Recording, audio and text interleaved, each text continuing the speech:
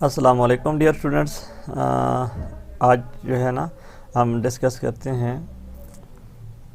Dynamics of system of particle. Last time हमने बात की थी कि हमारे पास एक सिंगल पार्टिकल होता था तो हम इसकी डायनामिक्स को प्रेडिक्ट करते थे। अगर हमारे पास बहुत सारे पार्टिकल हो, मीन्स कि कंटिन्यूस बॉडी है, तो इसके अंदर बहुत सारे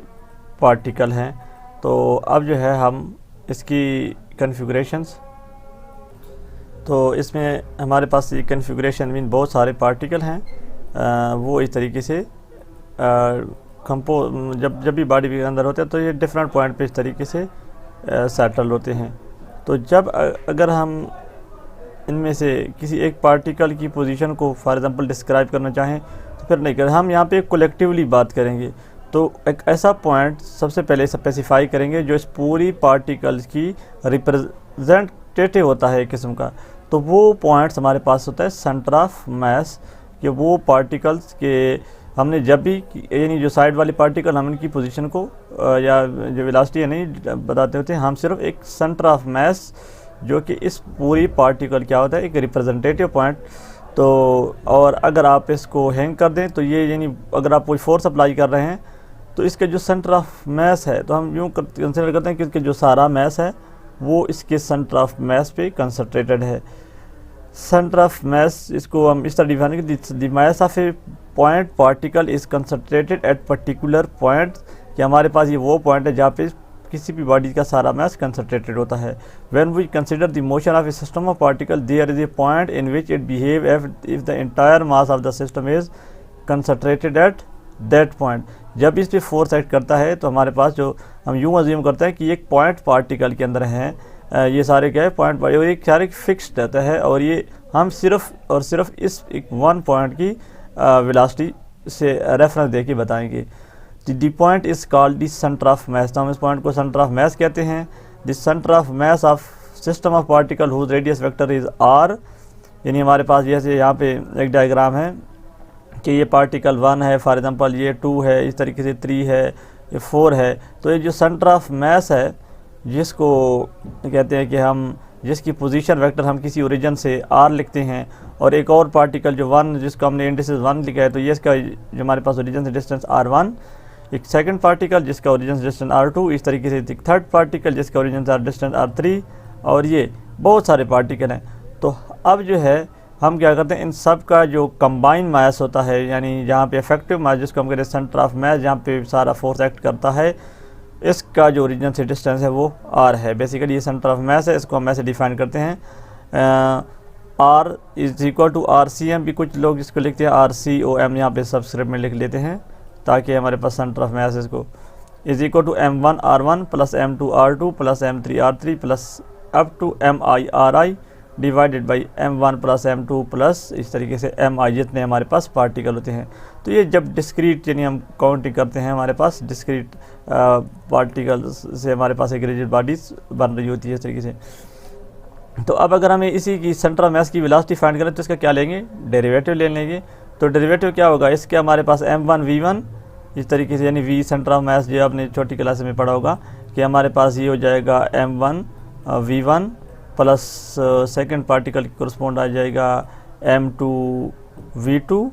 और इस तरीके से हमारे पास जितने पार्टिकल हम इसकी लिखेंगे प्लस M1 प्लस और इस तरीके से M2। ये मैंने 2 पार्टिकल के लिए किया, अगर हमारे पास जितने भी पार्टिकल है तो हम इसके लिए इस तरीके से लिख देंगे और यहाँ पे भी ऐड करेंगे। तो ये वेलोसिटी ऑफ सेंटर, अगर एक्सेलरेशन फाइंड करने तो इसका फिर डेरिवेटिव आ जाएगा।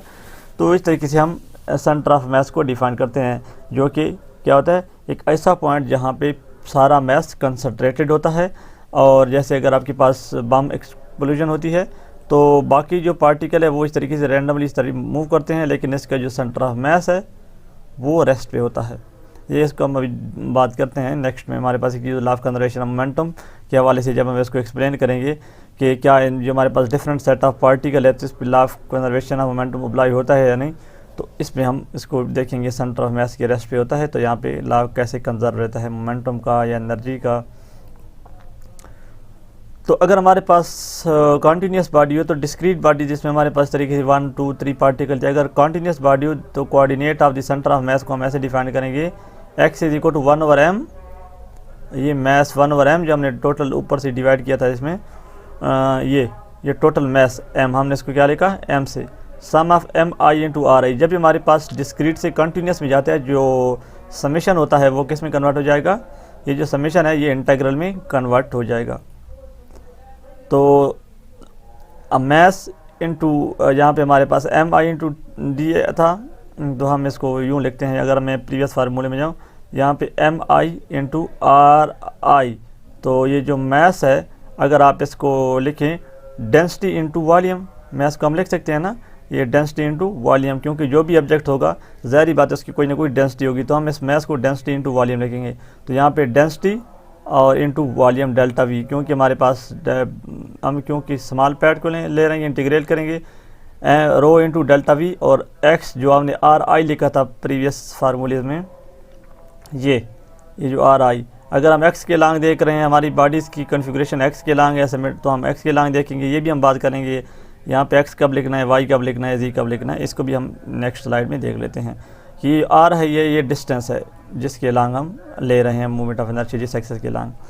तो हम एक्स के लांग ले रहे हैं, तो यहाँ पे एक्स और मैस को हमने लिखा है डेंसिटी इंटू डेल्टा वी, क्योंकि इंटीग्रल है तो इंटीग्रल जो है डेल्टा वी से इस तरीके से। अगर डेंसिटी कांस्टेंट है मीन्स हमारे पास ऐसी कॉन्फ़िगरेशन है, जैसे मैं अगर इसकी बात करता हूँ हर पॉइंट पे डेंसिटी सेम है, तो फिर डेंसिटी बाहर आ जाएगा इंटीग्रल से, और हमने डेल्टा वी को सिर्फ इंटीग्रेट करना होगा और एक्स। और इस तरीके से अगर वाई के लांग देखना हो तो y 1/m rho y into d V, इस तरह जी के लांग, अगर हमारी ऑब्जेक्ट इस तरीके से सिमेट्रिक है, फॉर एग्जांपल ये वाई एक्सेस के लांग सिमेट्रिक है, इसमें कि जितना इसके लांग है जितना इसके लांग है, तो हम यहाँ पे y centre of y C Ms लिखेंगे। अगर हमारे पास इस तरीके से ऑब्जेक्ट को पड़ा है यहाँ पे, यानी सिमेट्रिक के लांग दिस तरह से, तो हम क्या लेंगे एक्स सी एम। अगर हमारे पास किसी और एक्सेस के लांग है तो हम उसके हिसाब से लिखेंगे।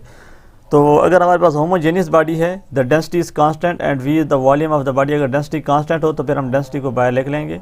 और डेंसिटी और मैस क्या होता है, फिर ये डेंसिटी और मैस वॉल्यूम, तो ये हमने 1/v लिखा, डेंसिटी और मैस,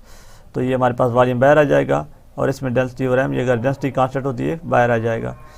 तो कहते हैं कि a frame of reference with the centre of mass as the origin, कि वो कोई ऐसा फ्रेम जिसमें सेंटर ऑफ मैस को हम ओरिजिन के तौर पर एक्सेप्ट करते हैं, सेंटर ऑफ मैस को हम उसको हम कहते हैं सेंटर ऑफ मैस फ्रेम। और जो हमारे पास आउटसाइड ऑब्जर्वर होता है जिसको हम लेबॉर्ट्री फ्रेम कहते हैं, जिसमें हम मेजरमेंट करते हैं, इसको हम लैब फ्रेम कहेंगे। और जो कि हमारे पास वो फ्रेम जो कि सेंटर ऑफ मैस के साथ अटैच होता है, जो कि रेस्ट पे होता है, मीन्स अगर एक ऑब्जेक्ट मूव करता है वो ऑब्जेक्ट, तो जो सेंटर ऑफ मैस है वो रेस्ट पे होता है, क्योंकि हम कहते हैं कि अगर हम बाहर से देख रहे हैं तो ये हमारे पास ये लैब फ्रेम होगी, और जो रेस्ट वाला फ्रेम होता है जो सेंटर ऑफ मैस वाला, उसको हम सेंटर ऑफ मैस फ्रेम कहेंगे। कहते हैं frame of reference with the centre of mass as the origin, जिसमें हमारा ओरिजिन यहाँ पे होता है, सेंटर ऑफ मैस है, उसको हम कहते हैं centre of mass frame. In this frame of reference obviously the position vector of the centre of mass R is equal to 0, क्योंकि अब जो हमारे पास पोजीशन वेक्टर इसलिए 0 होगा क्योंकि सेंटर ऑफ मैस से किसी सेंटर ऑफ मैस से सेंटर ऑफ मैस तक का डिस्टेंस, यहाँ पे हमारा ओरिजिन भी यही है, हमारे सेंटर ऑफ मैस से सेंटर ऑफ मैस तक का डिस्टेंस 0, और consequently the linear momentum of that system dr/dt, क्योंकि अगर हमें लीनियर मोमेंटम फाइंड करना है m इंटू वेलोसिटी होता है, m इंटू वेलोसिटी होता है dr/dt, क्योंकि r 0 होगा यहाँ से, तो इसी पॉइंट से r वो 0 होगा, तो हमारे पास लीनियर मोमेंटम भी में जो चेंज होगा वो भी dr वो भी 0 होगा। तो कहते हैं कि इस स्कैटरिंग और सेंटर ऑफ मैस वाले प्रॉब्लम में हम इसको यूज़ करेंगे, जितनी हमारे पास न्यूक्लियर फिनोमेना जो स्कैटरिंग होती है इसमें हम इसकी एग्जांपल भी देखेंगे कि कैसे इसका सेंटर ऑफ मैस के जो लीनियर मोमेंटम है, एंगुलर मोमेंटम है, कैसे कंजर्व रहता है। अब जो है हम इसकी तो 1-2 प्रैक्टिस प्रॉब्लम कर लेते हैं कि कैसे हम किसी हमारे पास सब्जेक्ट्स अगर given of centre of mass कैसे फाइंड करते हैं। कहते हैं थिन यूनिफॉर्म वायर है is bent into a semi circle of radius R, locate the centre of mass from the diameter of the circle, कि हमारे पास एक वायर थी, हमने क्या किया, इसको बेंट किया सेमी सर्कुलर इस तरीके से, ये मैंने क्लीन उसमें डायग्राम इसमें ड्रा किया नेक्स्ट पेज पे, ये कि हमारे पास एक वायर थी, हमने इसको बेंट किया सर्कुलर आर्क में, जिसका रेडियस अब क्या बन गया आर, ये एंगल इसका थीटा, और ये फॉर एग्जांपल हम इसका स्मॉल पैच ले लेते हैं, लेट करें इसका स्मॉल पोर्शन ले लेते हैं इस जो आर्क है, तो ये इसकी जो है एंगुलर डिस्प्लेसमेंट डेल्टा थीटा, तो ये क्या बनेगा delta S is equal to R d theta, क्योंकि ये हमारे पास फिर क्या आ जाएगा आर डी थीटा। अब क्योंकि ये हमारे पास सिमेट्रिक है अराउंड वाई इसमें एक्स में हमारे पास के लेट हम वाई एक्सेस, क्योंकि हमारे पास सब्जेक्ट यहाँ पे ओरिजिन है और ये वाई एक्सेस के लॉन्ग ऑब्जेक्ट पड़ा है, तो हम क्या करें वाई, लेकिन एक्स के लॉन्ग 0 होगा क्योंकि जितना प्लस एक्स के लॉन्ग है उतना माइनस एक्स के लॉन्ग है, तो एक्स के लॉन्ग इसका जो है मूवमेंट ऑफ इनर्शिया वाला 0, और जी की लॉन्ग तो ये ऑब्जेक्ट है ही नहीं, ये तो हमारे पास सारे जो इसका मैस है वो कंसंट्रेटेड है लॉन्ग वाई एक्सिस, तो इसका movement of inertia along y axis होगा। अगर लेट करते हैं कि लेट भी linear mass density, linear mass density क्या होती है, ये हमने पहले देखा कि मैस ओवर लेंथ होती है, कि अगर हमारे पास टोटल मैस इसका m हो और लेंथ इसकी l हो, मीन यहाँ से ये जो वायर है इसकी टोटल लेंथ हमारे पास l हो, तो फिर क्योंकि लीनियर मैस डेंसिटी तो कांस्टेंट रहती है, हम यहाँ पे बात कर रहे हैं इसी स्मॉल पैच के लिए। पहले हम फाइंड करते हैं linear mass density. Linear mass density हर पॉइंट पे यूनिफॉर्म रहता है, तो मैं लिखता हूँ ये स्मॉल पैच हमने अज्यूम किया था, ये वाला स्मॉल पैच ये वाला, कि अगर इस पोर्शन का मैस dm हो, ठीक है, तो हमारे पास इसकी लेंथ कितनी होगी, लेंथ तो यही है, ये length r into d theta,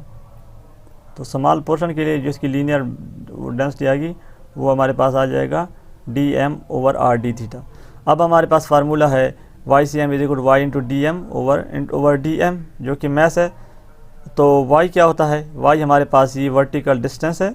ठीक है, यानी यहाँ से जो हमारे पास लेट कर यहाँ पे एक सेंटर ऑफ मैस है फॉर एग्जांपल, तो ये जो सेंटर ऑफ मैस है ये जो डिस्टेंस होगा ये y होगा, तो इसको हम कैसे फाइंड करेंगे, इसको अगर हम दो कंपोनेंट में रिजॉल्व करेंगे तो एक r cos थीटा और एक r sin थीटा, ये वाला r sin थीटा होगा वर्टिकल कंपोनेंट, जो ये क्या होगा r sin थीटा, तो y हमारे पास होगा r sin थीटा, और dm की जगह हम क्या लेंगे, dm अगर हम यहाँ से लेकें तो dm यानी हमारे पास हो जाएगा, अगर क्रॉस मल्टीप्लाई करें तो dm is equal to r into d theta, तो यानी r ने dm is equal to lambda into r d theta, यहाँ पे क्रॉस मल्टीप्लाई करेंगे तो लेमडा ds की जगह r डी थीटा यहाँ पे पुट करेंगे r डी थीटा, और यहाँ पे r y की जगह r साइन थीटा, क्योंकि हमारे पास ये y वर्टिकल कंपोनेंट होगा r का, r साइन थीटा, और नीचे भी इस तरीके से 0 टू पाई dm की जगह हम क्या लिखेंगे lambda into r d theta, lambda into r d theta. अब हमने देखा है कि यहाँ से एंगल कितना चेंज हो सकता है 0 से पाई तक, 0 से पाई, बाकी जो है जो चीज़ें कांस्टेंट है उसको हम बाहर लिख लेंगे, नीचे से भी जो चीज़ कांस्टेंट है, क्योंकि अब देखें अगर इसका जो लीनियर मैस डेंसिटी यूनिफॉर्म ना होती, फॉर एग्जांपल हम वो lambda is equal to lambda not square या cos स्क्वायर थीटा होती, यानी किसी एंगल से वेरिएशन होती थी इसकी, तो हम यहाँ पे लेमडा की जगह ये लेमडा बाहर नहीं निकाल सकते, हमें लेमडा की वो वाली वैल्यूज़ पुट करनी होती, तो ये इसको इंटीग्रेट करना होता था हमें, ठीक है, तो लेमडा यहाँ पे लीनियर मैस डेंसिटी कांस्टेंट है तो हम इसको इंटीग्रल से बाहर लिख लेंगे, ठीक है, और 0 टू पाई साइन थीटा, और इसको हम इंटीग्रेट करेंगे तो हमारे पास आ जाएगा 2r ओवर पाई, ये हमारे पास वाई सी यानी सेंटर ऑफ मैस इसका वाई एक्सेस के यहाँ पे होगा 2r ओवर पाई पे। तो अगर हम इसके कोऑर्डिनेट लिखना चाहें तो वाई एक्स के लॉन्ग इसका 0 है, क्यों, क्योंकि जितना इसका एक्स के लॉन्ग है उतना माइनस के एक्स के लॉन्ग पोर्शन है। वाई के लॉन्ग हमने फाइंड किया है 2r ओवर पाई, इसको हम यहाँ पे लिखेंगे 2r ओवर पाई, और जी की लॉन्ग भी हमारे पास इसका 0 है, तो इसकी सेंटर ऑफ मैस के कोऑर्डिनेट ये बनेगी, ठीक है। इस तरीके से हमारे पास एक और क्वेश्चन है, अगर आप देखें कि find the centre of mass of semi circular disc है हमारे पास, इस तरीके से ये डिस्क, अब डिस्क है हमारे पास, तो अब हमारे पास ये ds नहीं होगा बल्कि dA होगा इसका, यहाँ पे इस केस में तो ये क्या है डिस्क है, तो ये d थीटा, ये हमारे पास dr, और ये कोई एंगल थीटा, तो हमने इसका सेंटर ऑफ मैस बिल्कुल वही सिचुएशन है, लेकिन यहाँ पे हमारे पास जो dm है यानी जो लीनियर मैस डेंसिटी पहले डिफाइन करते थे वो हमारे पास क्या होगा, वो सेग्मा, इसको हम एरिया के लिए यूज करते हैं dm ओवर dA, हमारे पास वो एरिया होगा, क्योंकि अब डिस्क है तो डिस्क हमारे पास, क्योंकि स्मॉल इसको करेंगे स्मॉल पैच बनाएंगे, तो ये एंगल अगर d थीटा है, मैं इसको अगर थोड़ा बहुत जूम करूँ, ये d थीटा, ये जो स्मॉल इसका पोर्शन होगा ये यहाँ से लेकर यहाँ तक ये क्या होगा dr, और ये जो इसकी लेंथ होगी ये r इंटू डी थीटा, तो अगर dA एरिया क्या होता है लेंथ इंटू विड्थ, तो लेंथ हमारे पास इसकी है r इंटू डी थीटा, और इसकी विड्थ कितनी है dr, ये जो हमने r इसकी तो dr, तो इसका एरिया बनेगा r d theta and dr, तो ये डिस्क का, तो अगर हम इसका लीनियर मैस नहीं होगी बल्कि इसका हमारे पास जो डेंसिटी होगी वो हमारे पास होगी डी एम ओवर एरिया। वो एरिया क्या है हमारे पास, ये आर डी थीटा, और इस तरीके से डी आर। और इसकी जो टोटल अगर हम बात करेंगे तो see sigma is equal total message का क्या है, जो पूरी डिस्क है वो हमारा ले लेते हैं एम,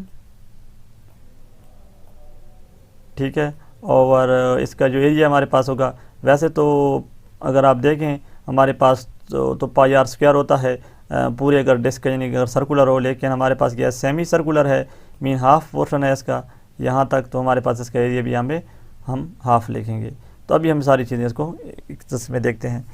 वाई क्योंकि वाई के लांग है तो हम लिखेंगे y C M is equal to 1/m y d M. तो लीनियर मैथ डेंसिटी जैसे अभी मैंने बताया कि सिग्मा इज इक्वल टू हमारे पास होता है मैस ओवर एरिया। एरिया हमारे पास अगर कंप्लीट डिस्क होता तो इसका पूरा एरिया हमारे पास पाई आर स्क्वायर, लेकिन हमारे पास तो हाफ डिस्क है तो इसका होगा पाई आर स्क्वायर ओवर 2। तो यहाँ पे होगा पाई आर स्क्वायर ओवर 2। आर हमारे पास कैपिटल आर से हम लिख रहे हैं तो पाई आर स्क्वायर ओवर 2। तो ये इसका मैथ आ जाएगा। अब मैथ को यहाँ पे पुट करेंगे। अब जो स्मॉल डी एम था, जो हमने स्मॉल पोर्शन लिया था, ये स्मॉल पोर्शन ये डी एम, तो इसकी correspond sigma into r d theta and d r, ठीक है। यहाँ पे आप क्रॉस मल्टीप्लाई करेंगे तो आपके पास डी एम की वैल्यूज़ आ जाएगी इधर से, ये स्मॉल डी एम की। तो जनाब डी एम की वैल्यू हमारे पास sigma into d a sigma are d theta and d r, इसको यहाँ पे पुट करेंगे। वाई की जगह वाई की वैल्यूज़, वाई के हमारे पास अब क्या होगा, वही इस तरीके से वाई तो फिर वही आर साइन थीटा होगा जो हमने पहले किया था। यानी आप इसके आर को दो कंपोनेंट भी तार के कास थीटा होगा, ये साइन थीटा, जो साइन थीटा हमारे पास ये वाला डिस्टेंस होगा तो हम लिखेंगे आर साइन थीटा। और यहाँ से y is equal to R sine theta और सिग्मा आर डी थीटा, ये हमारे पास किसकी इसकी जगह है, ये डी एम की जगह से आ रहा है। ये डी एम की वैल्यू हमने पुट की, d M is equal to this यहाँ पे। अब हमारे पास दो इंटीग्रल होंगे, क्यों, क्योंकि एक तो हमारे पास डी थीटा है, इसकी कोरस्पॉन्ड इंटीग्रल, एक डी आर। तो थीटा की लिमिट हमारे पास यहाँ से ले ये कि यहाँ तक 0 to पाई होती है और रेडियस की लिमिट 0 to r है। तो हम लिखेंगे 0 to r 0 to पाई, इसको इंटीग्रेट करेंगे। इंटीग्रेशन के बाद आपके पास आ जाएगा 4r ओवर 3 पाई। तो इसके अगर आप कोऑर्डिनेट लिखेंगे तो 0 4r ओवर 3 पाई और z की लांग हमारे पास 0। तो इस तरीके से आप इसकी 3 कोऑर्डिनेट लिख सकते हैं, ठीक है। मज़ीद जो है कि find the centre of mass of A solid cone of height h, तो ये भी हम इस तरीके से फाइंड कर सकते हैं कि इसका वॉल्यूम हमारे पास होता है पाई आर स्क्वायर 3 ओ pi are square h over 3 और r इज द रेडियस है। तो हमने इसका सेंटर ऑफ मास फाइंड करना है। तो यहाँ पे देखें हम इस तरीके से जी एक्सिस के लांग हमारे पास इसकी है और हम d M is equal to rho into delta V, जो इसका स्मॉल पोर्शन है, ये इसका हमने वॉल्यूम लिया पाई आर स्क्वायर, क्योंकि इसका एरिया क्या होता है पाई आर स्क्वायर होता है, सर्कुलर डिस्क है, और जो थिकनेस है इसकी डेल्टा वी। तो क्योंकि ये जी की लांग है हमारे पास तो हम इसको इसकी स्मॉल जो जी की लांग थिकनेस डेल्टा जी लिखेंगे।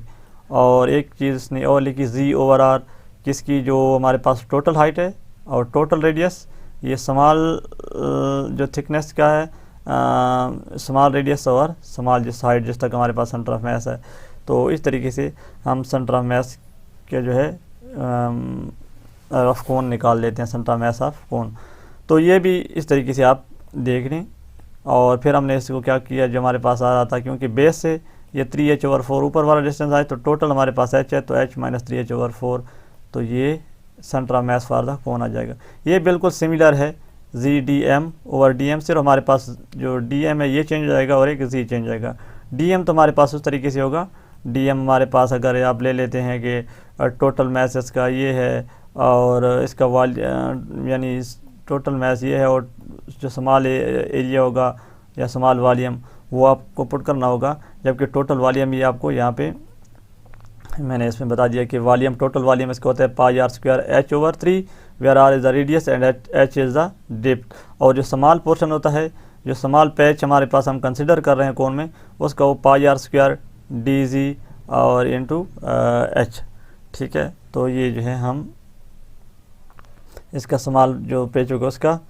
यहाँ पे d M is equal to into d pi are square और रो हमारे पास डेंसिटी है इसकी, और डेल्टा जी जो हम जी की लांग इसकी हाइट को कंसिडर करिए, स्मॉल हमने इसकी थिकनेस यानी प्लेट से किया है और इसको हम इंटीग्रेट करेंगे। और फिर ये जो रेशो है ये भी हम लेते हैं कि स्मॉल, ये इसका जो हमारे पास हमने स्मॉल जो थिकनेस ली है, प्लेट ली है, इसकी हाइट z ओवर इसका रेडियस इज इक्वल टू इसकी टोटल हाइट और टोटल, और ये हमारे पास कांस्टेंट होती है। तो यहाँ से हम इसको z फाइंड करके और इसका derivative dz is equal to dr। तो ये जो है हमारे पास dz, यहाँ पे जो आएगा डेल्टा m की वैल्यूज़ आप ये पुट कर लेंगे यहाँ से, और डेल्टा z की वैल्यूज़ ये हैं। तो ये आप यहाँ पुट करके 0 to r इसको इंटीग्रेट कर लेंगे, और नीचे भी आपकी dm की वैल्यूज़ पुट करें तो 3h/4 ये आपके पास centre of mass of that cone आ जाएगा। और अगर आप यहाँ से बेस से इसका डिस्टेंस फाइंड करना चाहें तो h से, टोटल हाइट h है, और ये हमारे पास आ चुका है सेंटर ऑफ मास से यहाँ तक, तो ये भी डिस्टेंस आ जाएगा।